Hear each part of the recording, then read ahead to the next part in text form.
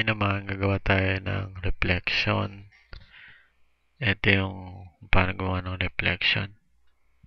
Yung letter niya, nagre-reflect siya. So, gawa tayo.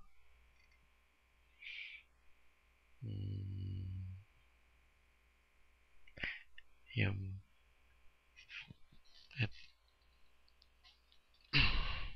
kailangan para kita. Gawin natin gray. Yan. Mag-type na lang tayo kahit ano. Ako, siyempre, Pinoy Photoshop. Yan. Tapos sa move tool, gagawin natin dyan, press natin yung shift tsaka yung alt key. Sabay hila pababa. Yan. Ngayon, ang gagawin natin dyan, babalik na rin natin siya. Vertical natin sa edit, transform, tapos flip vertical. Yan. Usog lang natin konti. Yan. Ngayon, gagawa tayo ng new layer mask. Yan. Gawa natin ng new layer mask dito sa gradient tool.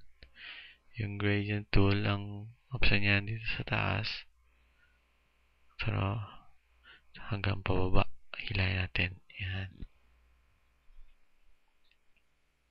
Tapos, itong opacity, adjust lang natin ng konti.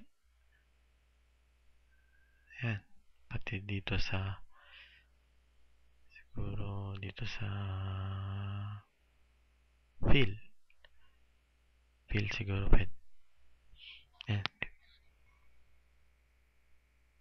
Wag lang masyado dahil mawawala na siya. Konti lang. Yan, yung parang nagre-reflect lang yung letter. Okay na. Ayan. Ganyan ang paggawa ng reflection. Hindi lang to sa text, pwede rin kahit sa ano. Okay. Bye-bye.